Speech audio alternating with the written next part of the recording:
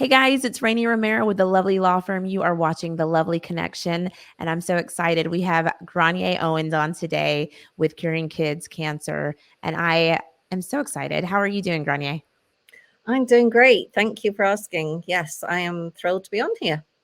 Well, you're welcome. We're thrilled to have you. And if you're curious why I'm looking up and down, I see her face in my screen down here, so I'll be kind of going back and forth. But Grainne, I met you in Vegas at the Mhm. Mecum auction.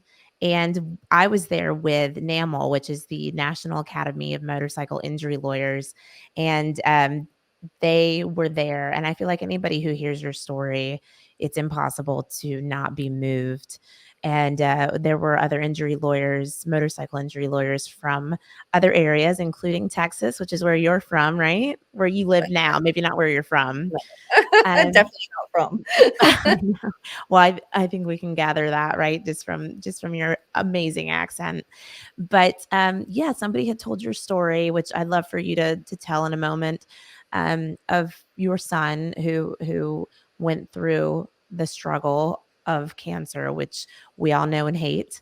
And as he was talking about you, he actually started to cry, which made me start to cry. And he said that you were there auctioning off helmets, motorcycle helmets um, for your cause, for your Mhm. nonprofit. And I just kept thinking, I cannot wait to meet her. I cannot wait to meet her, and I cannot wait to see these helmets that are works of art. And so finally, we did meet you right before one of the helmets was auctioned off, and I just you are so inspiring, and your journey is incredible to me, and what you've made out of it as well. So I'm very excited, and I appreciate you taking time to chat today. Oh, well, I'm just always grateful for the opportunity to share what we do so that more people can be aware of the situation with pediatric cancer and perhaps help us. So thank you for the opportunity. Of course. So let's get into you and kind of how this organization started. So go ahead and tell us a little bit about your story. Well, my background was at the London Stock Exchange, which couldn't really get much further from a non-profit than Right. I was the international relations advisor at the London Stock Exchange. And Wow. then my husband was working for CNN. And so we moved from London to Atlanta. And while we were there, we've got four boys, and we had twins in the middle. And they were 5 years old when one of them was diagnosed with leukemia. Um, so we've got Pierce, Garrett, Killian, and Finian. And it was Killian who was diagnosed with leukemia. Who was one of the Luckily, twins, right? yes, one of the twins. Um, Luckily, the twins were not identical because if they'd been identical, they both would have had the leukemia. But they were Wow. just fraternal twins. That's So crazy how that works. It I blows know. my mind. Yes, yes. We knew a set of girl identical twins who both had leukemia when Killian was being treated. So Do you mind me asking you, what were the symptoms that started to show that made you even get tested for cancer? well, I mean, it wasn't anything spectacular. It was he had a stomach ache and he had a fever, but the fever was high. I mean, it was around 103. Sometimes it got as high as 104, and it lasted for about 3 or 4 days. And I had called the doctor and said, he's got a high fever and a stomach ache. And they said, well, wait, because it's probably just a virus. So I waited 2 or 3 days, and then I called them back and I was like, no, it's not going away. And they said, okay, we'll bring him in. And luckily, what the doctor that we saw also worked at the local children's hospital. And she said, oh, I think I'd like to do a blood test, which, as you can imagine, on a 5-year-old was not easy. He was not Sure. thrilled about that. Um, and but I'm so glad she did, because we were actually just on our way home in the car when I got a call, and they said, turn around and come back, please. Mm. And I knew, straight away my heart stopped, and I was like, why? And they said, well, we'll tell you when you get here, but need you to come back. And I said, well, what's the problem? And they said, well, his white count is high. And the minute they said that, I knew it was leukemia, because there had been a famous footballer in England whose son was born with leukemia. And so it had been all over the news. And so I knew that, an extremely high white count, that's what it probably was. Wow. So took him back, and Clay, my husband, was brought in from work, and they said, yeah, you need to take him straight to the hospital. A normal white count is about between 10 and 15,000. His was 150,000. Wow. So that's why we had to take him straight to the hospital. And that was what was causing the stomach ache. Because if you get that many white cells that are abnormal, they start invading your organs. And so took him to the hospital, and they said, yes, it's leukemia. And we were admitted straight away. So it was all like Wow. life just kind of stopped. And at the Well, time, what a whirlwind to go from nothing to such a life-threatening thing. well, and that's what happens. That happens to, like, unfortunately, 47 children every day. So their families hear those words, your child has cancer. That's a lot of children every day. That's a lot of families to be devastated every day. We had a 2-year-old, Killian, and his twin obviously were 5, and then we had a 7-year-old. So our whole world just like crashed for the foreseeable future. Mhm. And we were told that he was going to have treatment every Monday, Wednesday, and Friday, which meant bringing him to the hospital. And so, as you can imagine, I couldn't really bring the 2-year-old. So he got used to being babysat by multiple different friends who all rallied around. Thank goodness our church was very good about that and sent out, help. And life then, I mean, we were told it's a 3.5-year treatment plan for boys with leukemia. For girls, it's 2.5 years because they tend to respond better. Wow. And so we knew that, for the next 3.5 years, our life was going to revolve around going to the hospital and getting treatments. And Did they know yeah. how far had it progressed by the time you found out? What stage was he? They don't, with leukemia, you are either like low risk or high risk. He was high risk Oh, wow. because his white count was so high. And nowadays, I mean, to illustrate the difference between what it was like then and what it's like now, they do a test to see if there is minimal residual disease during the first month of treatment, because the first month of treatment is very intense, and they want to get the child into remission within that first month. And they test them they used to test them at day 14 and day 28. Mhm. And if the child hasn't gone into remission by day 28, then they have to rethink the treatment plan. Killian didn't go until day 28. He was not in remission at day 14. And I know, because I've talked to the doctors, that probably now, with the type of technology, the equipment that they have now is much more sensitive. They probably would have detected that he actually wasn't in remission at day 28, Wow. because they can tell now, to the so much more detail. But I mean, he was high risk anyway, and he was put on a tough protocol. But I think now they would have known that even that wouldn't probably have worked, and it didn't, Yeah. of course. So Well, and what was that like? I hate to even ask this, but what was that like for you, just kind of going through this with him, a 5-year-old? I mean, how was he during treatments? Was that kind of a rough road? yes, I mean, the problem is there are so many needles and things, Mm. every time something happens.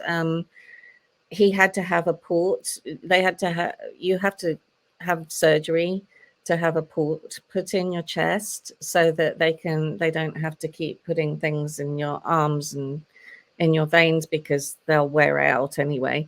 So they put a port in, which they have to access that with a needle anyway. And as you can imagine, it's not a pleasant process. No. They have some cream, numbing cream that they put on, but inevitably something gets delayed, and you can't leave it on there for too long because it will actually start disrupting the skin Mm. because it's very strong. And so, I mean, it was fraught with things like that, the multiple times he got sick so often because it reduces your immune system to nothing. And so the slightest cold or sore throat, anything like that, Yeah. and they end up in the hospital. So we were in and out of the hospital like yo-yos. I mean, it was, you know, not just the treatment, but the actual consequences of having that chemo, and what it does to a child is, I mean, it's devastating. Yeah. And chemo was never designed for children. It was designed for adults. And so basically, they just give them a slightly lower dose than they would give to an adult. But to a child with all those fast growing cells in their bodies, that's what the chemo attacks. And almost every aspect of their body is growing, and developing. And so it attacks pretty much everything. And Yeah. that's why they get so sick and they lose their hair. And, like I said, no immune system. So, I mean, people can't even begin to imagine how horrific it is for a small child to go through Oh, all of that. And the absolutely. whole time you're telling them, oh, well, this is going to make you better. But for 3.5 years, it's like, Yeah. when is it going to make them better? And I think if people, I mean, you can't tell people how awful it is because they don't really want to know. Thinking about a child suffering like that is not pleasant. Um, Well, but especially as the parent too, you're trying to keep it together and be strong for them, well, and, it's your worst nightmare to see your child go through something like that. yeah, I mean, you would give anything to change places with them. I used to pray that, like, a miracle would happen and it would be me instead. I'd wake up and it was me instead, but didn't work very well. But I mean, the one thing Killian couldn't stand was me being upset. So I had to be happy and calm and Yeah. just uh keep myself together the whole time just for him. And so when we were in the hospital, it would be like I was there a day, a night, and a day, and then my husband would come and take over for that night because he still had to work, and so I'd do a day, a night, and a day, and then he would take over, and then another day, a night, and a day. And unfortunately, Killian turned out to be allergic to one of the main chemo drugs, which is methotrexate, Wow.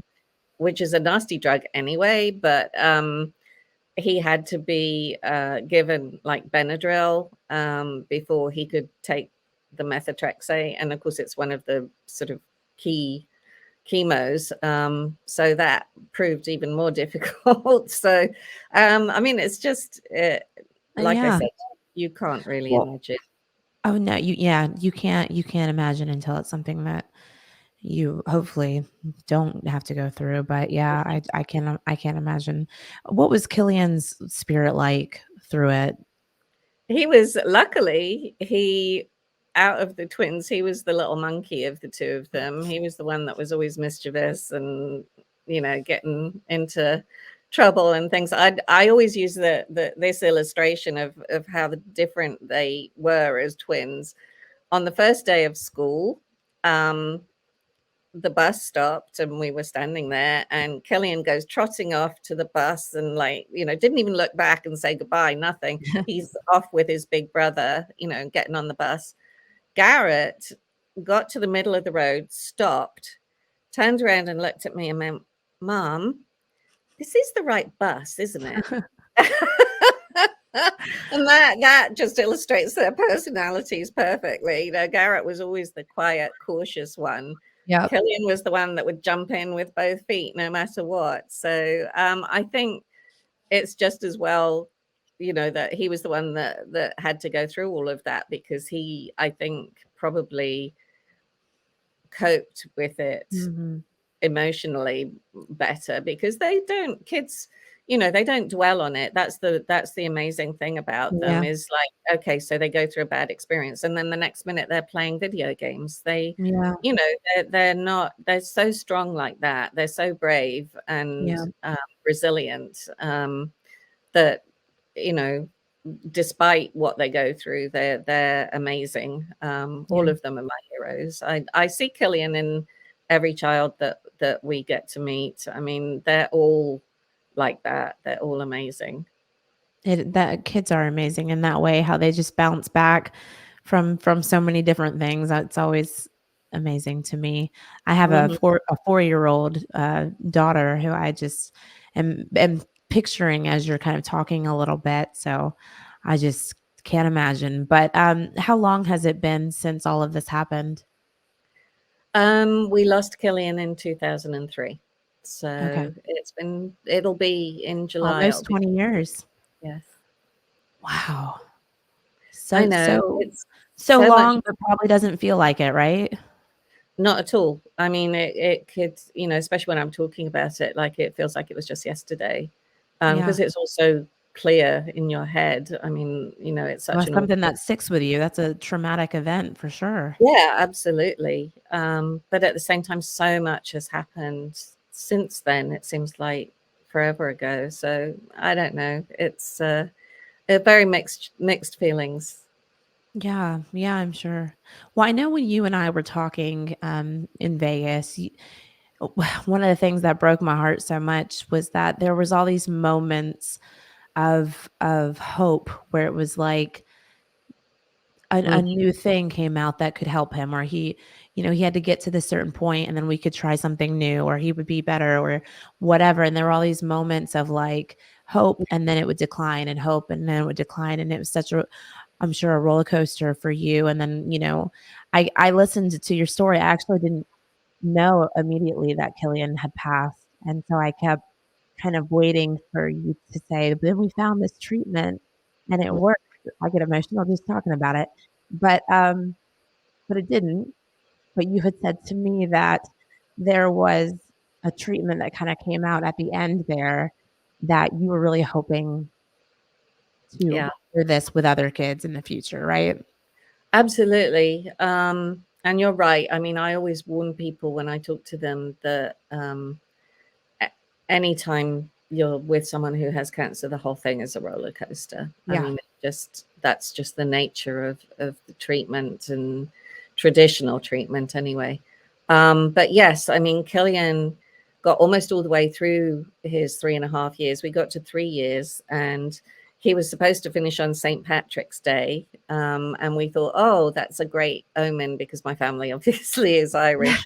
Yeah. And so we thought, great, St. Patrick's Day, that's good.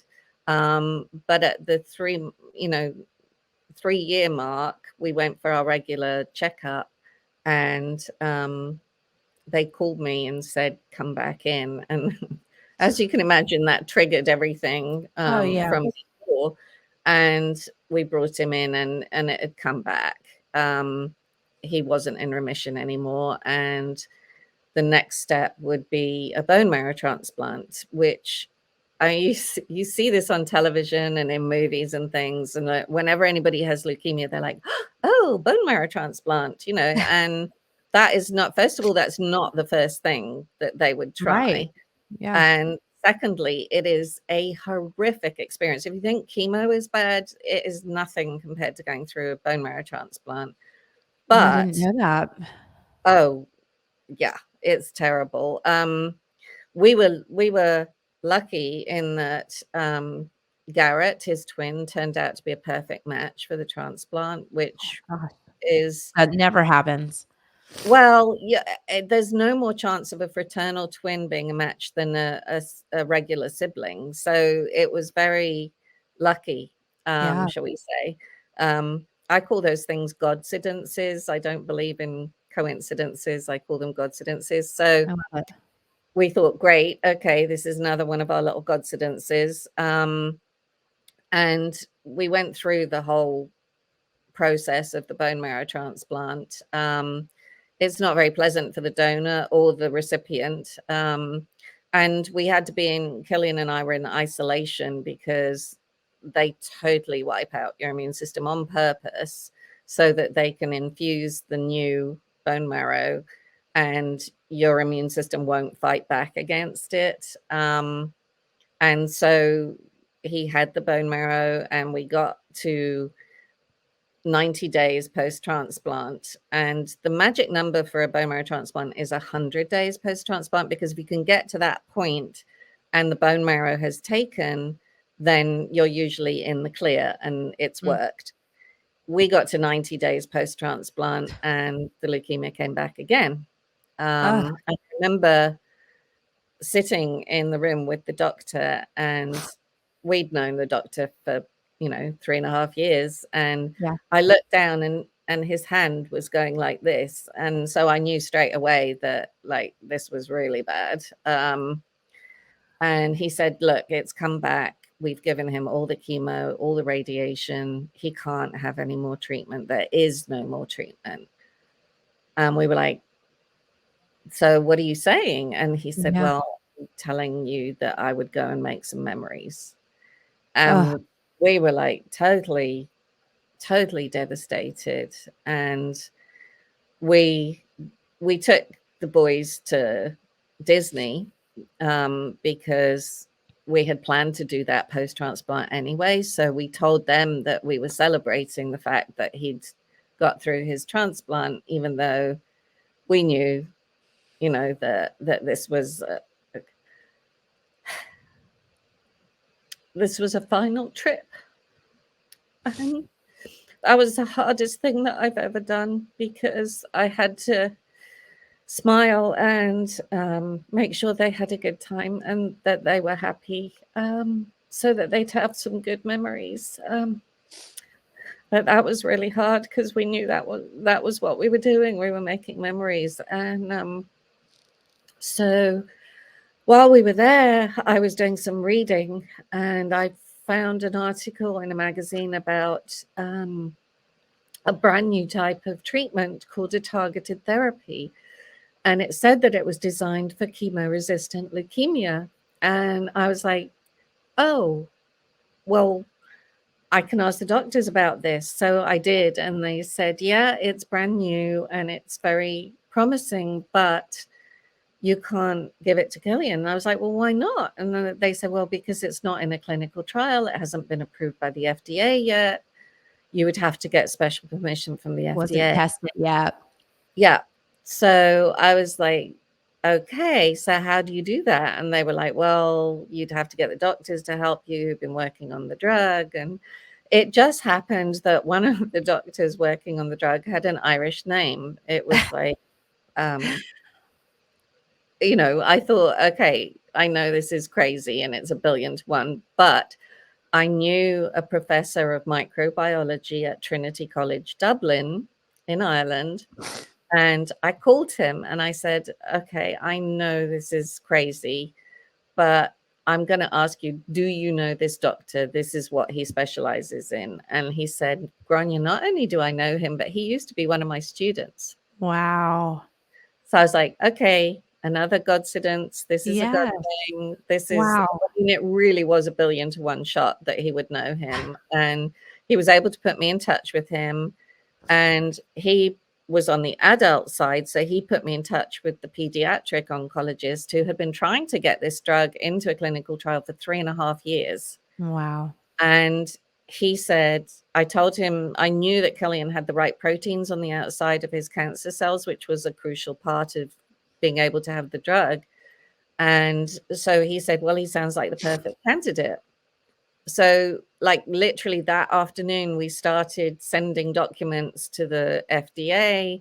We had to buy, this will tell you when it was, we had to buy a fax machine, get all of the documents to them that they needed in a timely fashion. So we did, we went out and we bought a fax machine and faxed hundreds of pages to the doctors who then passed them to the FDA. And a week later, we had special permission for Killian to be the first child in the world to try this treatment. Wow.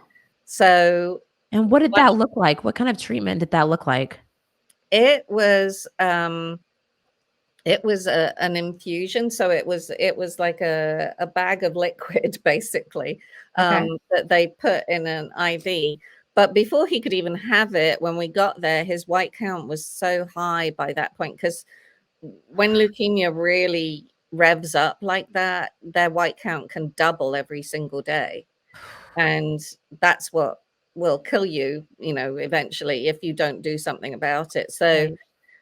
when we got there, he had to have something called leukapheresis, which is like apheresis. They put an IV in this arm and another one in this arm, and they take the blood out, and they Wow. put it through a centrifuge, which if you spin it at a certain speed, it will spin off the white cells. They'll come to the top, and they can actually like take them out and then put the cleaner blood back in the other side. It's Um, amazing what the medical field can do. It it blows my really mind. was. So at that point, I mean, his white count was something ridiculous, like 350,000. Oh, So they had to reduce it dramatically in order for them to give the drug a chance to work.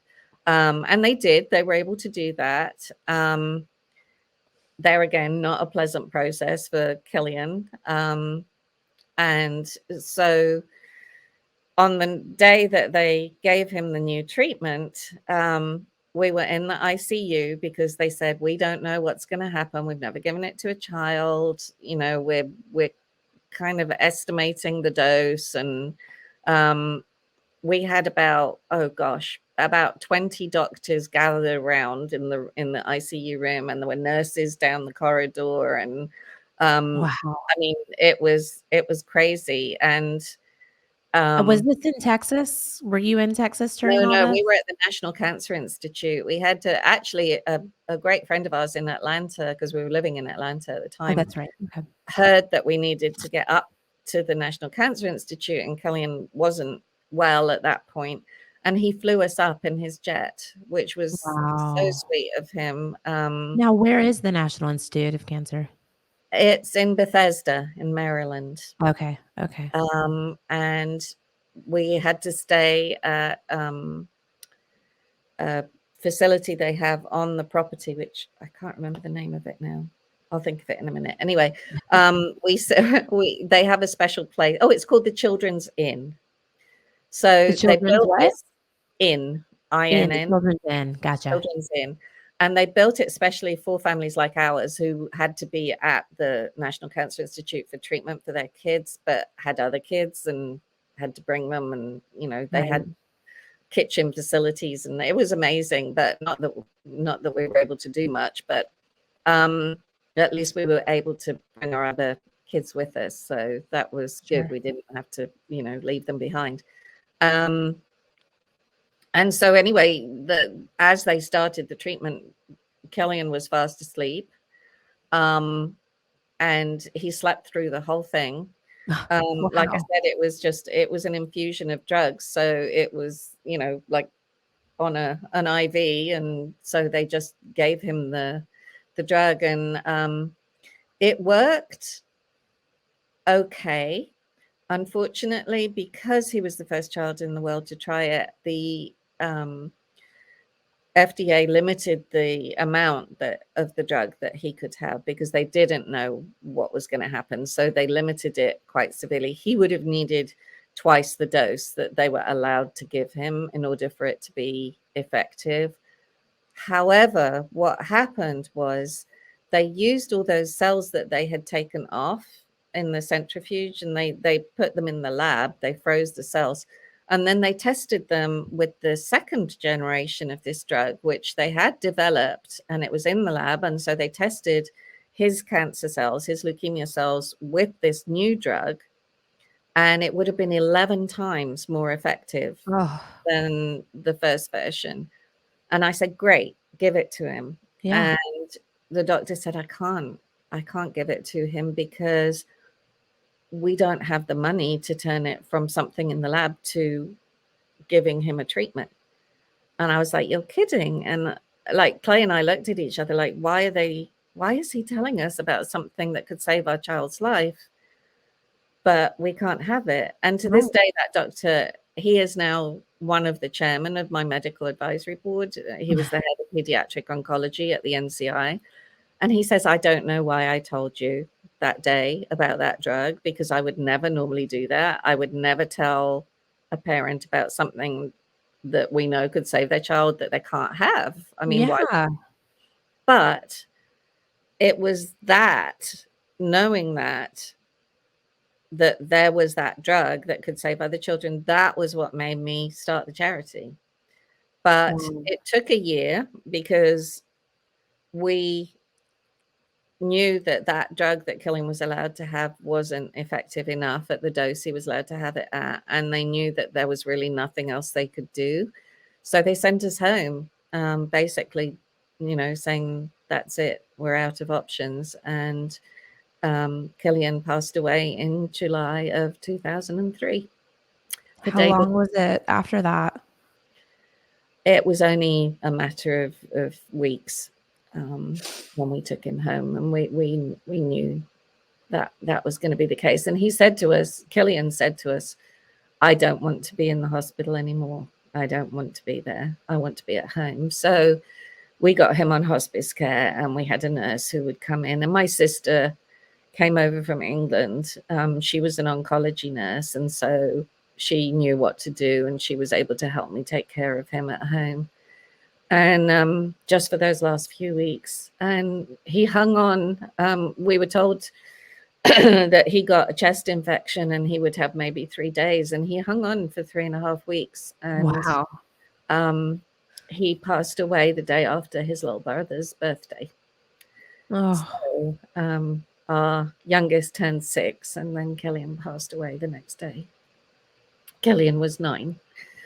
And so it was a year after that, and we were coming up to Killian's first anniversary, when I sat down with the boys, because I knew they were upset about it being his first anniversary, and so was I. And I said to them, look, Killian is happy, he's healthy, he's with God. God is looking after him better than we ever could. And I know it's not what we wanted, and I know we'd rather have him here, but we have to be happy for him.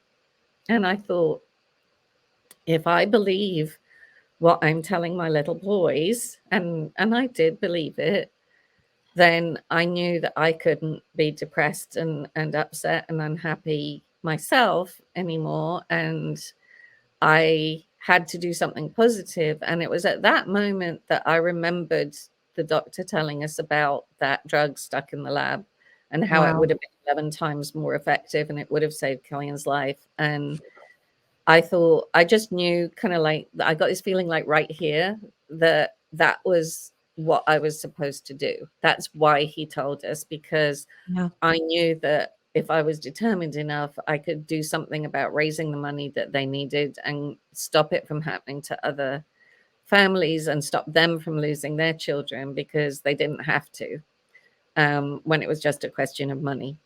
Um, and that was what made me start the charity. That was when I sat down at my kitchen table and I started emailing and calling everybody I could possibly think of, and telling them our story, and telling them I wanted to raise money.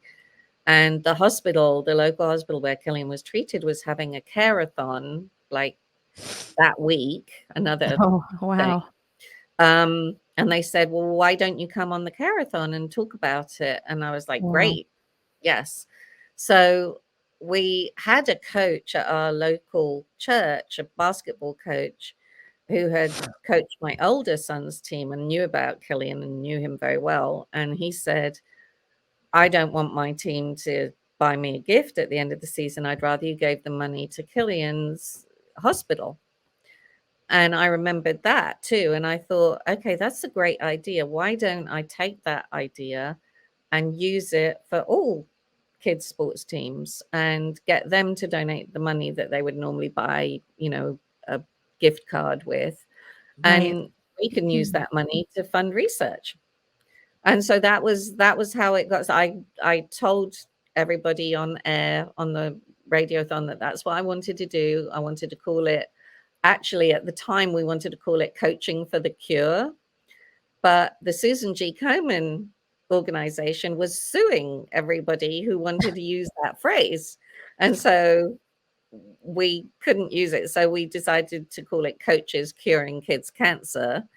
And I said, we want to give the coach a certificate and collect the money, and we'll use it for research. And the coach will still get the certificate. And the Care-a-thon took a phone call from John Smoltz's brother. I don't know whether you remember. He was like an amazing pitcher for the Atlanta Braves at that Okay. time, years ago. Awesome. And his brother called in and said, I will donate T-shirts, because I had said I'd love to give them a T-shirt, but we can't afford it. And he Yeah. said, I'll donate the first lot of T-shirts. And then another phone call came in from a ad agency, and they said, we'll help you design the shirts. And we were in business. It was Wow. crazy, because I thought maybe we would raise $5,000 that season. It was the fall season. The Care-a-thon was in August, so the baseball season was just getting going, and we ended up raising $45,000. Wow. That was just by word of mouth. Wow. So I thought, okay, here we go. And we started promoting the idea, and it just grew and grew. And, here we are. Curing Kids Cancer does many, many other things, including MECOM, especially MECOM, now. And we have raised over $25 million. Oh my gosh. And how long have you been doing this We officially organization? became a charity in 2005. When I started raising money, I really didn't want to set up a charity. I just wanted to raise money. But I soon discovered that there weren't really very many pediatric cancer charities Mhm. that, first of all, were national. Secondly, that raised money for all different types of pediatric cancer. And thirdly, focused on research. And the thing is, if you ask a parent, do you want to go to Disney World, or do you want a better treatment for your child? What do you think they're going to say? The treatment, of course. Exactly. So I was determined that that's what I was going to focus on. I wanted better treatments like the one I knew existed. And I knew there must be more out there like that were better than traditional chemo, because they don't have the same side effects, and they're more effective, less toxic, and the child has a better chance of survival. So I was like, that's what I want to do. That's what I want to focus on. I don't want to take the child on a trip. I want to make them better, so they don't have to worry about going on a last trip. Yeah. And so, that was why I started my own charity, because there just wasn't anything out there that was doing what I wanted to do. Good for Um, you. so it, What has are they using that treatment now that Killian couldn't use? Is that out now, or are they still doing well, research? the truly amazing thing is that I called it a targeted therapy, because what it did was, it was a toxin that had an attractor on the outside that attached to the proteins that are only on the outside of the cancer cells. And then it released the toxin to destroy the cancer cell. So it's kind of like using a sniper rifle to target things, instead of a nuclear explosion, which is what traditional chemo does. It destroys Yeah. all the fast growing cells. And so for children in particular, this type of treatment was much better. But it has since developed into what we now call CAR T cell therapy, Mm. which is your own immune system. So they take the child's T cells, and they do it in a similar way to Killian's, leukapheresis. They take the child's T cells, and in the lab, in a special clean lab, they genetically re-engineer them so that they will recognize those proteins that are on the outside of the cancer cells. Then they put those genetically re-engineered cells back into the child. They don't need any more chemo. They don't need any more radiation. They've had a 97% success rate. And that was originally with children who are on hospice care. So children like Killian, who had no other option. They'd had all the chemo, Wow. they'd had all the radiation. They give them this treatment and their own immune system fights their cancer. And it doesn't have the same toxic side effects that traditional chemo has because it's your own immune system. And That's so amazing. that is something that we were able to fund with the charity. And it's another God thing to me because that was something that, you know, Killian was in on the first targeted therapy. And then that, you know, the success of that and the strengths of that were built upon until they were able to use the child's own immune system. And so, you know, in a way, Killian was like the one that started it all off. And to me, that's just, you know, super amazing. And the fact that we then got to help fund it, and you know, It's a it's great we way know to it's remember safe. and honor him for sure. Yeah, yeah. So Man, oh, you're amazing that you have taken this and helped so many other children. I think that that's wonderful what you're doing. So thank you for that. as a mom, I can't not do it. You know, I have that feeling right here all the time. That drives me. It's a sense of urgency because I know what it's like to be told there isn't any hope, Yeah. and I don't want other people to have to feel that. What going through this experience, because I know that obviously you've turned this into a way to fund research, which is the most important thing that cancer needs, right? But aside from that, obviously you have to tell your story over and over and over again and help other parents who are experiencing this. You know, is that helpful? Has that been helpful to your journey, or has that been difficult for you? I mean, it's part of the job, and I knew Yeah. it was going to be. I knew that that was something that I could connect with people on, and Yeah. that's the important thing, is making that connection. And yes, some days you know, I'm like, I can't do this. I don't feel like doing this today. It's too hard. And then Yeah. other days I'm like, I am so pumped to do this because I know it's making a difference, and you know, I might help save a child's life today. So Yeah. it's that is it's another roller coaster, if you like. But Well, because I you know how they say, you know, talking about it, for some people that helps them kind of cope and heal, and for other people it doesn't, you know? So I'm curious with you if that's helped you or not. knowing what it can achieve has helped me, Yeah. because I know that talking about it helps other people and helps other children. And so yes, from that point of view, it's amazing. And I'm so blessed that I have that platform of Meekum, for example, where they stop the auction every day and let me speak about what we do and why we do it. And I feel so blessed to be able to do that. I feel blessed to be on here today and be able to talk to you and reach other people who don't know how badly funded pediatric cancer is, because I assumed when Killian got sick that he would have any medicine he needed, any treatment he needed, and that wouldn't be a problem. I did not know that pediatric cancer is so badly funded that organizations like ours are what the doctors depend on. They don't get the Well, funding from the drug correct companies me and if the I'm government. wrong, but it's the least funded cancer, right? Can't Yeah, I children's mean, cancer? there are over 100 different types of pediatric Right. cancer, and like none of them is well. I mean, they're just not well funded as a whole. And some of them, like there's a brain tumor called DIPG that children get, and it wraps around the brain stem, and so it's inoperable. And there is no effective treatment, none, zero.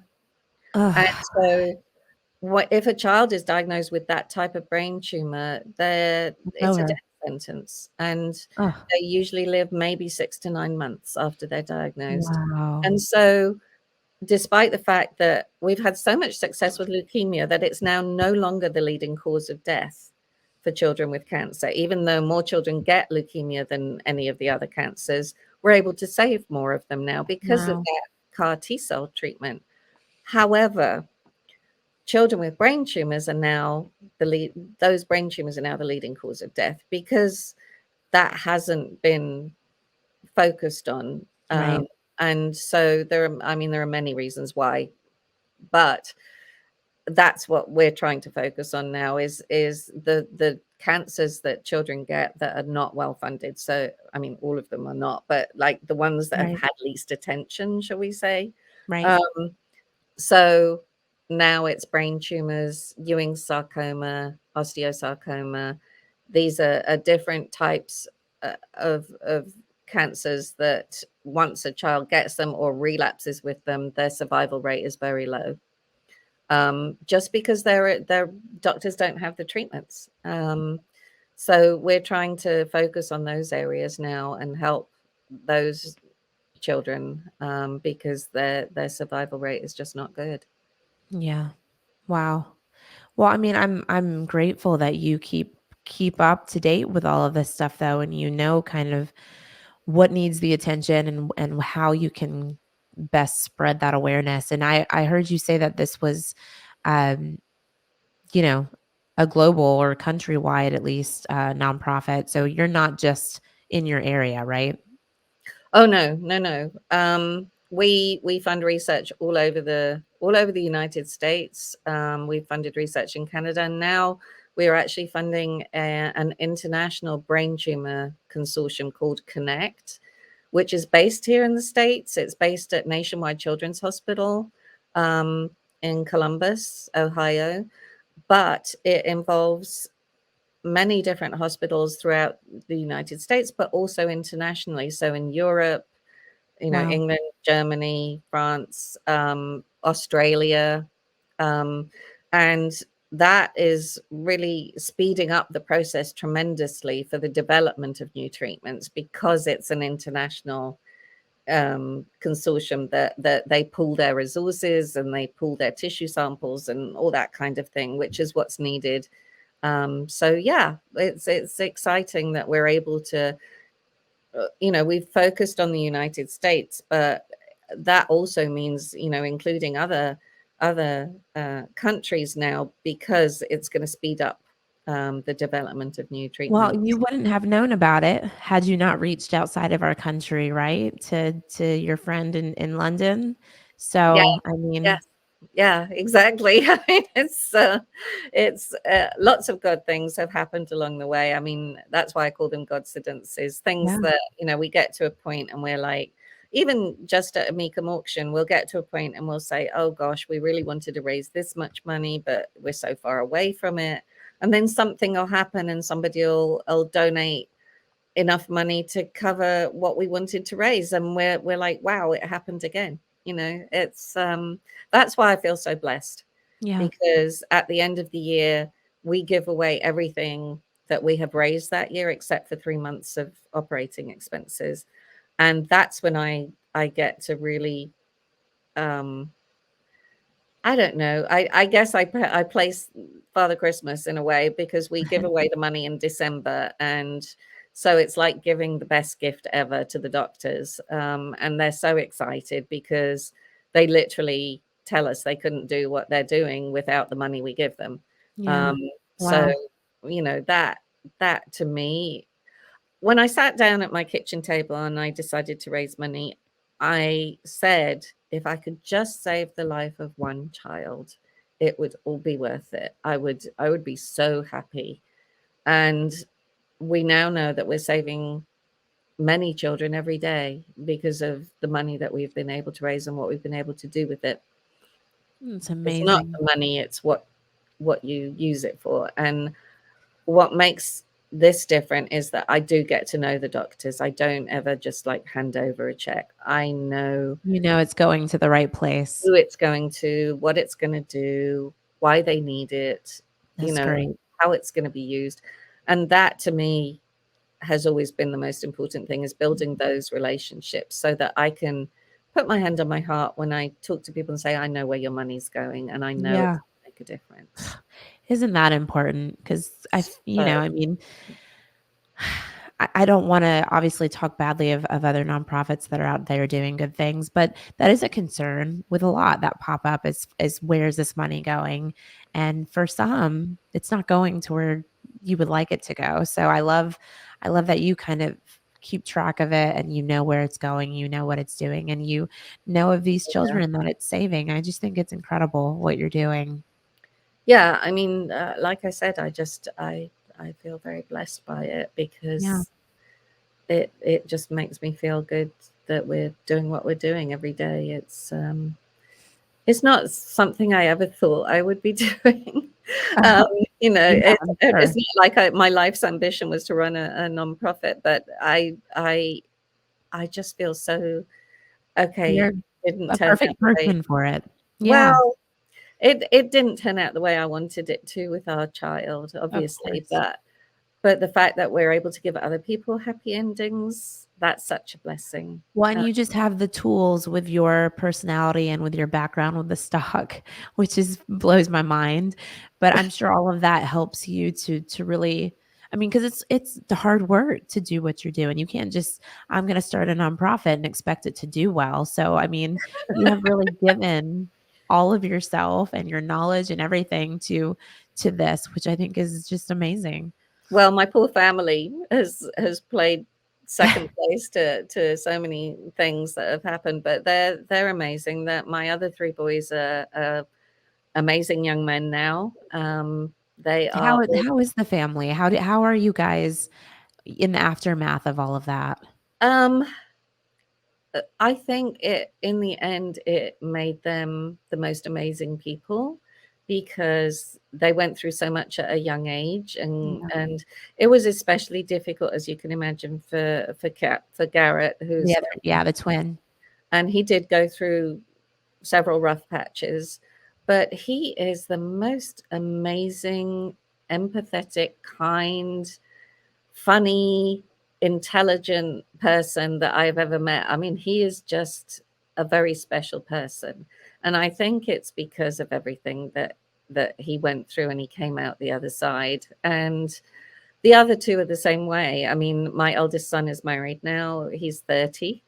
And you know, he gets so excited about all the things we're doing, and so does my youngest son. I mean, two of the boys are actually working for nonprofits. I was gonna ask if they were doing anything, with the organization or anything. So they're doing other They nonprofits. they have all helped me at various stages. They've all kind of worked for me at different points, but uh, Pierce, our eldest, is now working for AT&T, but Garrett, Killian's twin, is working for the Clyburn Foundation, which runs Wow, an international piano competition, kind of like the Olympics, and they awesome. help young musicians. And so that's what he does. And then Finn, my youngest, works for Emory University and helps raise money for them. So, it's Awesome. kind of weird Yeah. that I they've both can't imagine where they got that from. well, they grew up with it, so yeah, not Yeah. really surprising, I suppose. But we're all really excited about something that's happened. Recently, we were able to complete a $1.2 million endowment at Prisoner Health Midlands Children's Hospital in Columbia, Wow. South Carolina. So that is now going to be the Gamecocks Curing Kids Cancer Clinic. So Wow. that's Well, amazing. And I love to hear that because 'cause we're in South Carolina, so and I know your husband's from South Carolina, so right. I love that. So cool. Yes, and just purely by choice, all three of our boys decided that they wanted to go to the University of South Carolina. So they lived in Columbia. One of them still does, and so yeah. So if your child is ever treated at the cancer clinic, which I hope nobody's child ever is, Of course. but that we've helped to bring in new treatments, the endowment will help them set up clinical trials, and so it will make the latest treatments the best treatments available to kids in South Carolina. So Oh, I love it. um, and we actually have an event coming up in South Carolina. That's right, in April, right? Yes, in Columbia, April 1st, April Fool's Day. It's not, this is not an April Fool, it's serious. Um, but we will be having a fire truck pull. And the way it works is we have 2 fire engines, and the fire department lends them to us for a few hours. And we put ropes on the front of them, and we have teams of 12 people, and they literally try and race against each other to see who can pull the fire truck 50 feet in the Oh my fastest time. goodness. But the special thing about it is that each team is pulling on behalf of a child. Now, that child is either going through treatment, Mm. they are a survivor, or we do it in memory of children that we've lost as well. And Wow. so the teams are actually literally pulling for their child. And the other fun thing about it Well, who are the is people that are pulling? Are these people who know that anybody who child, wants to or set is it up any what's anybody that? who would like to have a team, they just go to our website, curingkidscancer.org, and they will see the fire truck pull in South Carolina. They can, we ask that they give us $200 to register their team, which is less than $20 a person. Yeah. And then they can raise money for us on top of that, get people to donate money for their team. And we do have a prize for the team that raises the most money. But they also dress up in the child's favorite thing. And so, as you can imagine, that has led to some extremely funny looking teams. Last year, we had a team of hedgehogs from Oh my gosh. the South Carolina equestrian team, dressed up as hedgehogs because that was their child's favorite thing. So funny. We have had firemen dressed as bunny rabbits.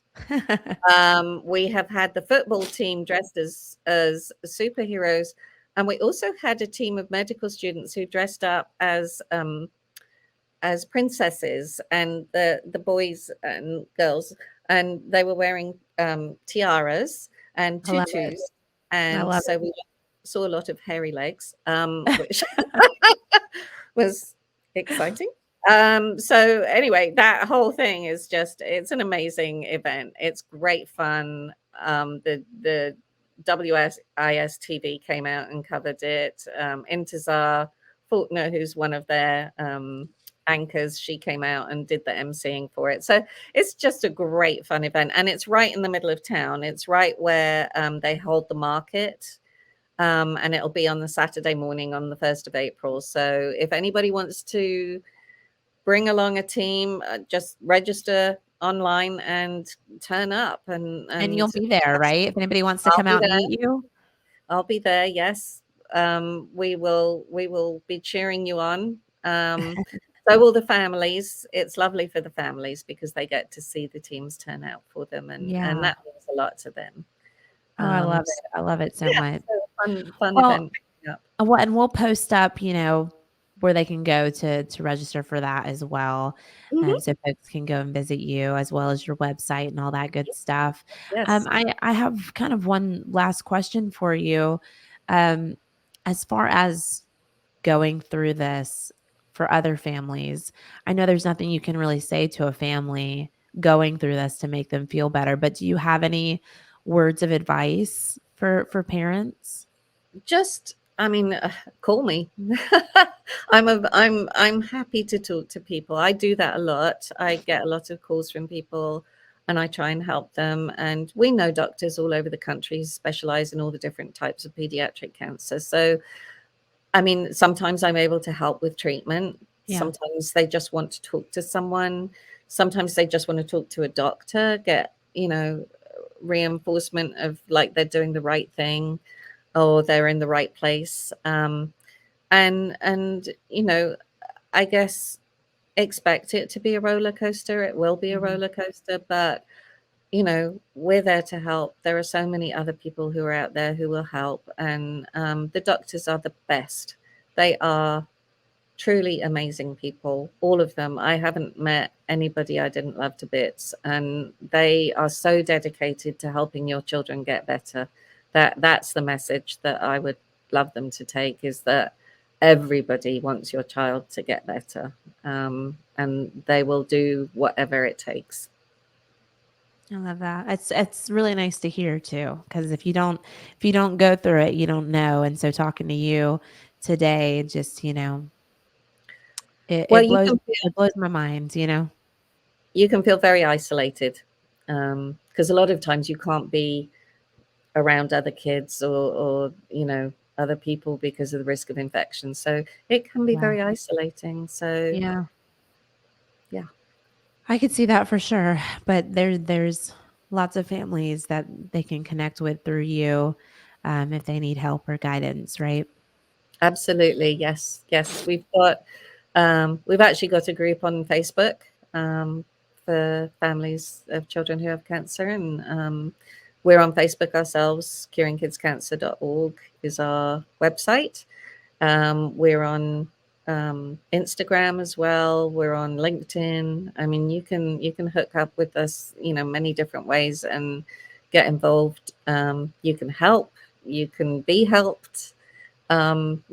It's wonderful that we can reach so many people. And thank you for giving us this opportunity to reach more people. Oh my gosh. Thank you. Thank you for telling your story today. I appreciate what you're doing so, so, so much for the world. And we appreciate Killian too, and kind of his process through this and helping so many children by his experience as well. So just thank you for sharing it and for working so hard to help children around the world. Yeah, he's up there. I know he's our little guardian angel, and I think it's because of him we have so many of our wonderful coincidences happen. So Yeah. Well, yeah. and I'm gonna But, try and make it out there on April 1st in Columbia. That's not oh, too far please do. from me, so I would love to yeah, have you there. Bring your that would be motorcycle. fun. But All yes, right, no, we Grainne. would absolutely love to have you there. It would be fun. Yeah, yeah. I feel drawn to this cause. So I'm gonna see where that goes. But anyways, we would love if anybody wants to donate, we're gonna provide the link for that too. Please donate if you feel led to do so. We would love that for you, and you can feel at peace knowing that your money is going to the right place to help fund research for children's cancer. Well, thank you so much, Grania, for getting on here and chat with me again. I know that we'll be in touch. We'll probably do another one of these sometime soon. So we will chat with you I love soon, that. but thank you so much again. Oh, thank you. It's just very kind of you to let me tell everybody about what we do, and I hope Absolutely. people want to help. So thank you. Yeah, thank you. Thank you guys so much for watching today. We'll see you on the next one. When life gets ugly, just to say